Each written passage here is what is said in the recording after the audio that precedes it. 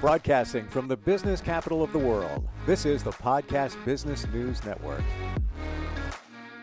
Hey, welcome back, everybody. If you've got kids, you know it's not easy all the time. There's things that crop up.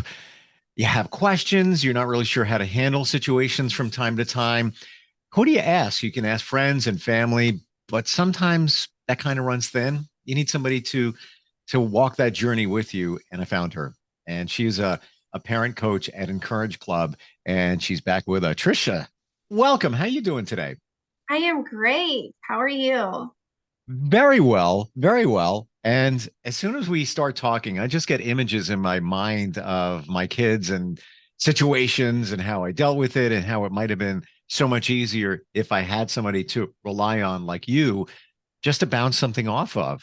And it runs the gamut. There's so many different situations from sleep, eating, behavior, and all of that. Dysregulation is one. And we're going to talk about that today. What exactly is that? Yeah, so being dysregulated is when your nervous system is overwhelmed. You are in a stress response. And as adults, we have a lot of life experience and we have a fully developed brain. So we have ways to be able to either change our mindset or we know how to breathe through it. We have ways to kind of calm back down. But our little ones are experiencing the world for the very first time. And sometimes their nervous system gets overwhelmed. They feel stress in situations that might not match their reaction. I have a feeling if anybody listening has had a toddler, they have given them the wrong color of cup to drink out of, and all of a sudden they're on the floor crying. And So that is dysregulation. Those big meltdowns, tantrums, those moments when your child has just flipped their lid and you actually don't know why or what is going on. Like, I didn't know that giving you a red cup instead of a blue cup could ruin your whole day. Why does that happen with something that, to an adult, a parent seems so insignificant, but your kid just wigged out? Why? Why is that?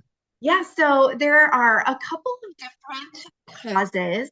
Some of it can just be those overwhelming emotions. Our children don't have the language to express what is going on.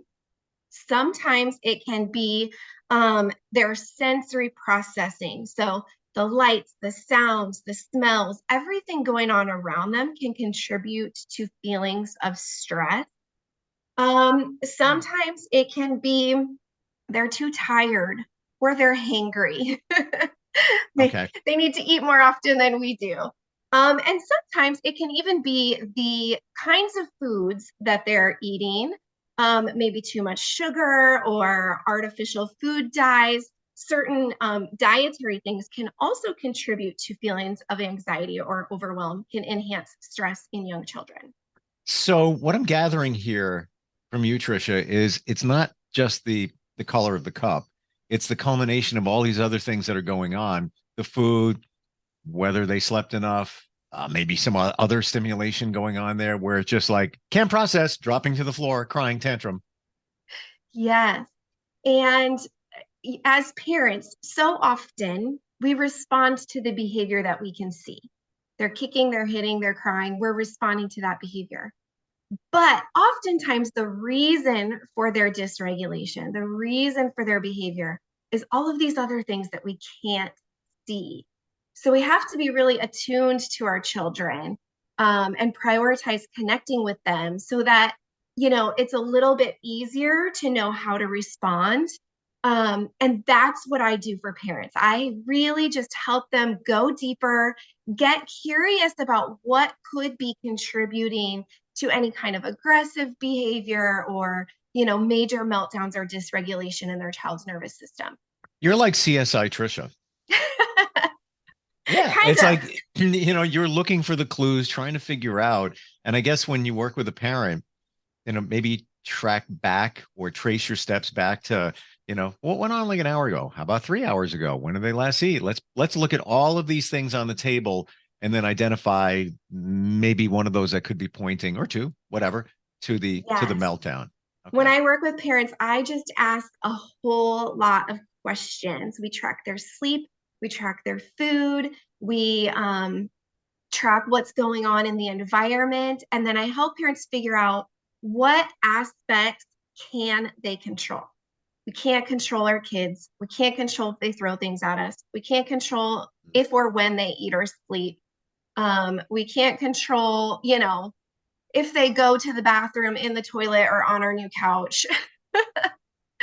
But there are things we can't control. And so that's where I help get curious, put some things kind of on paper, and we experiment with the aspects that we can control. Every situation is different. Every kid is different. Based on your experience, what is the common thread there when these things crop up? When, let's say your child has a meltdown. Does it trace back to sleep? Does it trace back to food? Is it usually one of those? Usually, again, it could be anything or a combination of a bunch. I would say the majority of kiddos that I work with, parents that I work with, it actually comes back to their sensory processing. So kids experience sights, sounds, smells, things that they hear. And there's also more than five senses. We all know those five basic senses, but there's the vestibular sense, which is located in your inner ear, and it gives your brain information about where your body's at. If you're moving forward, if you're moving backwards, if you're upside down, if you're fast or slow. And then there is the proprioceptive sense, which is your big muscle movement, jumping, crawling, rolling, kicking, throwing, all of those kinds of things. And then there's the interoceptive sense. That's all of the feelings from the inside of your body, your emotions, your feelings of hunger, the cues inside your body that tell you if you have to go to the bathroom. So kids are experiencing all of these things at the same time. They live in the present moment. And that is how they learn. That's why when a child is dysregulated, you're going to see them probably fall to the ground because their body feels safer there. It gets more sensory input. Oh, And okay. they're probably going to kick or throw something. Again, that movement is how their emotions are expressed. And so a lot of it is just those kinds of things. Either they didn't get enough movement that day, or possibly they got too much. Maybe they were on a long car ride and they were in a car seat for too long, and then they have a big meltdown once they get home. Or they were at school all day, and all of these things are going on all day long out of their control. And the second they get in the car or the second they get home, it all comes overflowing out. And so I think a lot of it is actually just parents not understanding how their kids are experiencing the world, all of these things going on at the same time. And all of that information in your developing brain can sometimes overflow. You make it very clear. And this is the stuff that we forget. They're processing all this new stuff all at once.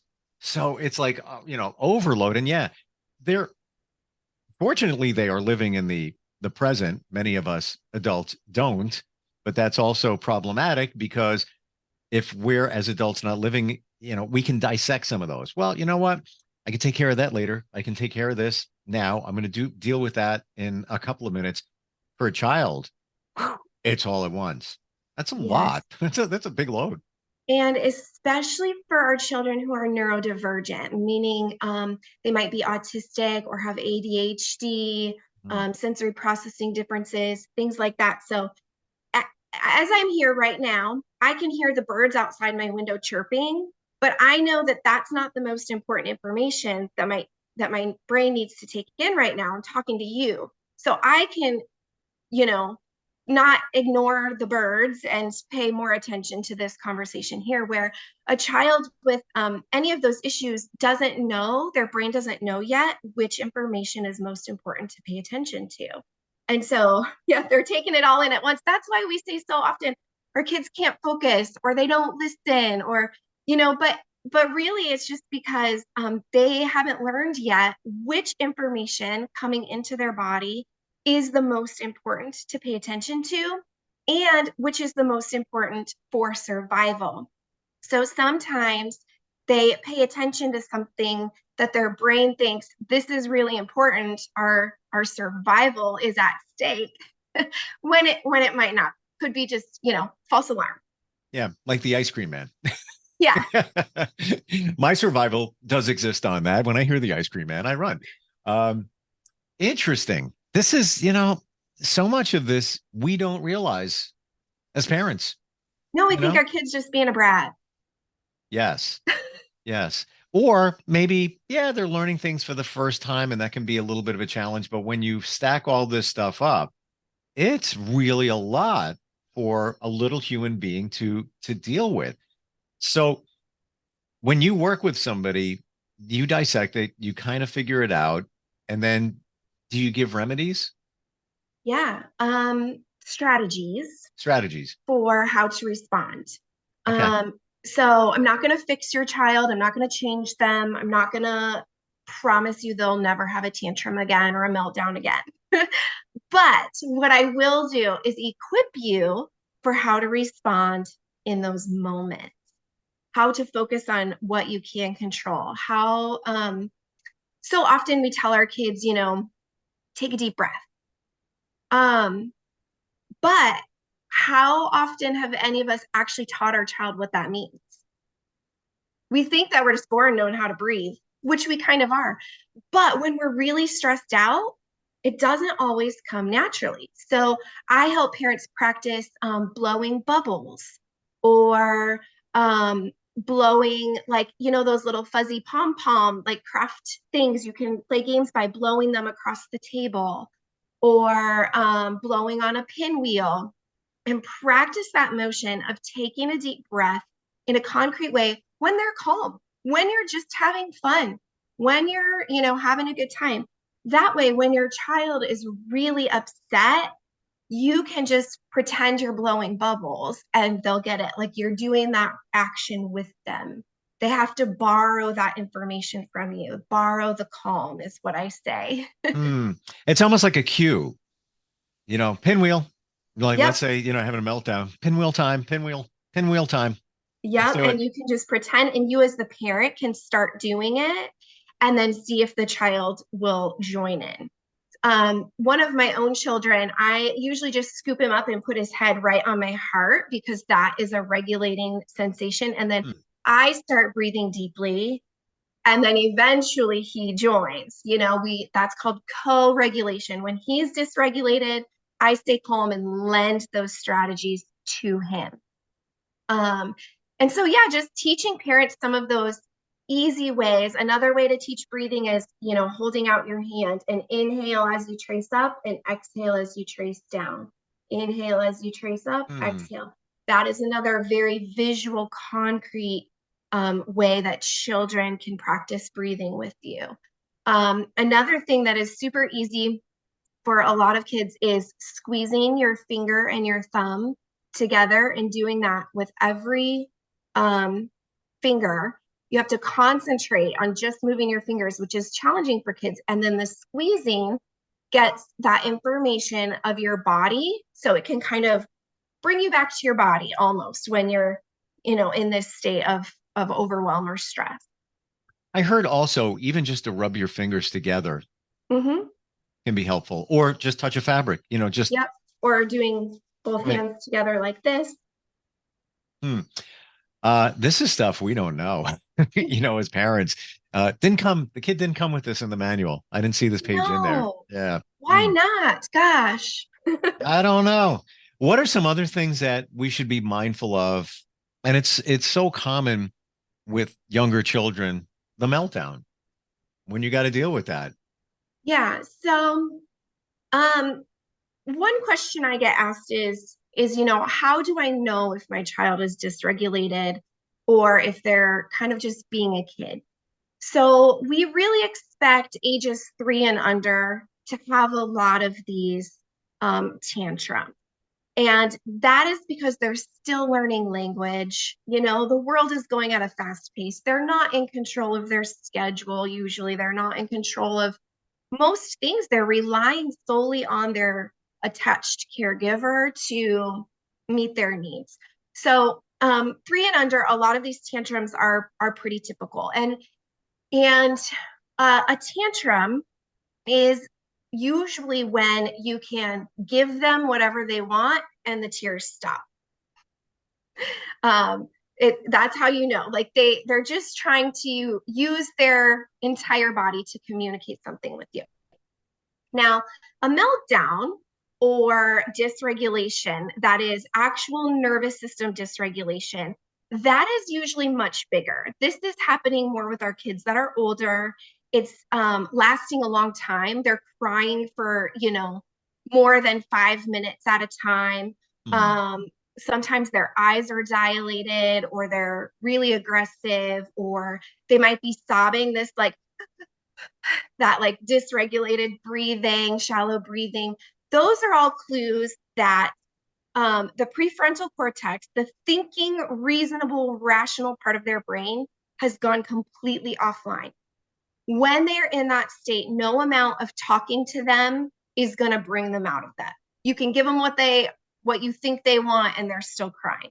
So those are the moments when we really need to co-regulate, figure out how to stay calm ourselves, model those strategies for them, and just kind of ride the wave with them. They're not being rational. So trying to scold or punish or lecture or rationalize in those moments is only going to escalate the behavior. You said 5 minutes before, let's say a meltdown. Would we say that if it lasts more than 5 minutes, all right, we got to look a little deeper here. Maybe there's something else going on. It's not a hard and fast rule. We have some pretty strong-willed kids that will cry until they get what they want. Yeah. But that's just kind of a general, usually if you have a toddler that is kicking, crying, screaming, if you give them what they need, they're gonna, recover from that pretty quickly. But if you have a child where these meltdowns are lasting multiple times a day, they're lasting longer periods of time, everyone's just completely exhausted and on edge, that is probably a clue that your child's nervous system is dysregulated. Now, there, like I said before, many reasons for that. But sometimes that would be where I would recommend seeking some support from a pediatrician, special education team, something like that. Just making sure that medically everything is okay. How about the situation where your kid has figured out, oh, if I cry and cause a tantrum, I am getting ice cream. I'm going to do that again. How do you identify that? How do you deal with that? Yes. So this isn't a one size fits all answer. There are different kinds of children and different styles of parenting. So when I work with parents, we really dig deeper into, what the parents are comfortable with. I think oftentimes kids need an adult that is going to set boundaries. So I'm not saying every time your child cries, you need to give in. However, most kids do the best they can with the information they have. So if your child is crying every single time because they want ice cream and you're saying no, like this is happening, let's say every day, they want ice cream for breakfast every day. And every day this is happening. If you give in one day and then not the next day, they don't know what to expect. So part of it is just setting adequate expectations. Part of it is clearly communicating and clearly setting boundaries. And then the last piece is just affirming your child's feelings. Like, I know you really wanted ice cream for breakfast. Ice cream is so delicious, and I completely understand why you want it for breakfast. But we want to put some protein in your body so that it feels better for the day. My job is to fuel your body with food that will help it, be the best, be the safest. So let's make a plan for when we can get ice cream the next time. Is it okay to say ice cream is a dessert or a treat and frame it that way? Yeah. Okay. Yeah. Well, Just setting those boundaries of, when is ice cream okay? When is it not? Maybe it's not okay for breakfast every day. But again, you have to know your child. If you have a child who has an aversion to food and literally will not eat anything else because they are autistic and the only texture that they are allowing is ice cream, you need to keep your child alive somehow, right? So there's nuances here. My my own child had a cheeseburger and french fries for breakfast today. That's me. Yeah. And you know what? Ice cream's not the worst for you. There is protein. You getting a lot, little too much sugar, but it is what it is. So it's not the worst. It's not the worst. Yeah. Um, I would say though, it's kind of a misconception that kids are manipulative, especially if they're younger. If they're younger than 8, they're probably not manipulating you on purpose. wow. They're just acting out because they don't know what to expect, or they feel out of control, or they feel disconnected from you. Interesting. Instant feedback, steve@gmail.com is how you can reach us. We have Becky checking in from Searsport, Maine. She says, love your talk today. My daughter is 8, and I find that she doesn't tell the truth or own up to it. I'm very frustrated and don't know how to handle it. Yes, this is a great question. Okay, so 2 things. Number 1, around age 4 and 5, kids have a developmental leap in their brain development where lying becomes a new skill. They are able to hold the truth and what they wish would happen together in their brain at the same time. This is actually exciting because Wow. now they can forward think a little bit and understand consequences of behavior. Another developmental leap happens at age 8. Ah, They're all of a sudden able to have really abstract thinking, and sometimes lying at age 8 is just that. They're expressing what they wish could happen. Another reason a child could lie at that age would be out of fear. They are afraid they're going to get in trouble, get scolded, not be safe by telling the truth. So hmm. those are 2 little things. Now, finally, along with the fear, another reason a child would possibly lie is if they are in this stress response, they feel backed into a corner and they say whatever comes to mind.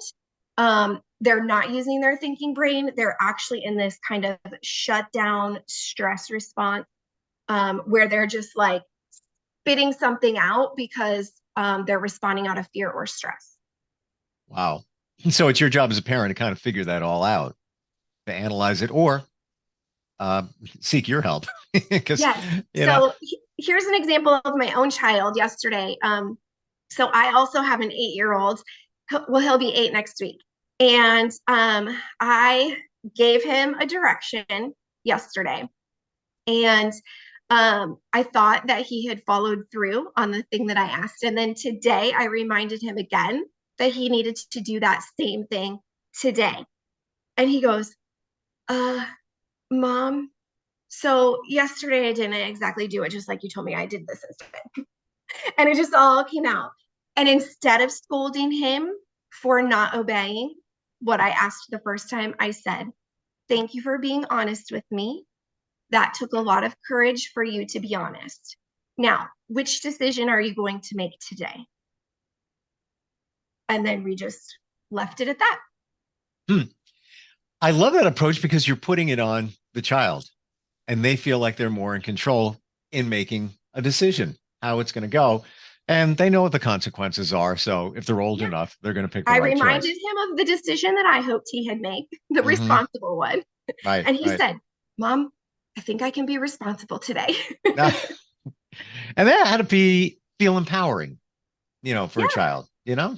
I tell parents this all the time. You can choose to parent for immediate obedience in this moment, or you can choose to parent in the long term to actually shape an adult who can think and make decisions and understand their actions have consequences and be a self-sufficient independent adult in society. Parenting the long game is much harder. It's really hard because you have to have some forward thinking and you have to reflect, what is my parenting goal? What am I trying to accomplish? And is that most important right now in this moment, or can I let it go? Right. Right. And you know what? That comes down to pick your battles. At that point, we're out of time. I had another question. I'm look over. I'm like, whoa, okay. Went so fast. Yeah. So if somebody, Tricia, wants to work with you, we've got a parent, maybe frustrated, not really sure how to handle things, even between their kids. It starts with just going to your website, right? Yes. So my website is encourageclub.org. And you can also find me on socials at encourage.club. That's ENCOURAGE And you have different programs for parents. If you have, let's say, 2 or 3 kids, does it matter? No, you can come to me we can problem solve more than one child.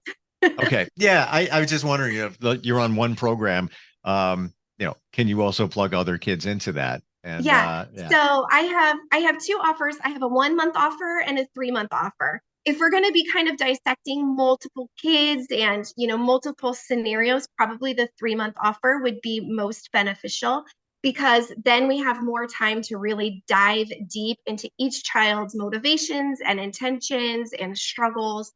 And then I can, as problems pop up, coach you through how to apply the information that I give. And I believe we said last time we talked that you're available. So if something comes up and, wow, let me just reach out to her, with an email or a text or whatever it is, you get back to them reasonable amount of time and try to help them figure it out. Yes, absolutely. And when you do work with me, we have our own communication app that we talk back and forth. Okay. And you can leave me messages and I will always respond within 24 hours. Oh, fantastic. When we're working together. So even the sleep people, I get middle of the night messages and respond in the morning. And yeah. Awesome. Tricia, you have the answers. Like, you're great. You really are. And your passion shows for what you do. You just want to help people. And it's almost like you think like a kid. Yes, I just want to advocate for the kids who are misunderstood and help parents better understand their children. Awesome. Thank you for being here, and definitely look forward next time we get together. All right. Thanks so much.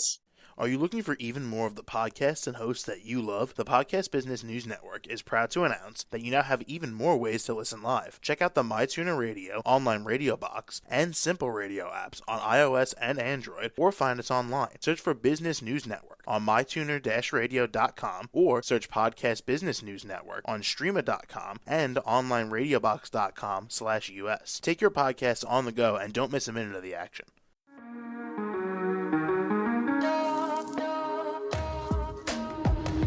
Broadcasting from the business capital of the world, this is the Podcast Business News Network.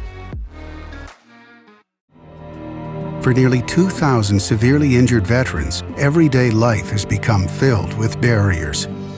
Day-to-day simple tasks can become pretty daunting. I have to carry my chair up 2 flights of steps or have somebody do it for me. What scares me the most is just the falling. When I'm struggling with my house, I think, to have that one great barrier just knocked down, it's crucial. Home for Our Troops is a wonderful nonprofit that builds a mortgage-free, fully adaptive, handicap-accessible house. And there's no catch. It'll be our very first home that we've ever owned. This is a game changer. This is where your life begins again. We need you to join us in completing this important mission. Please visit hfotusa.org and help build homes and rebuild lives. Because of you, everything's going to be okay.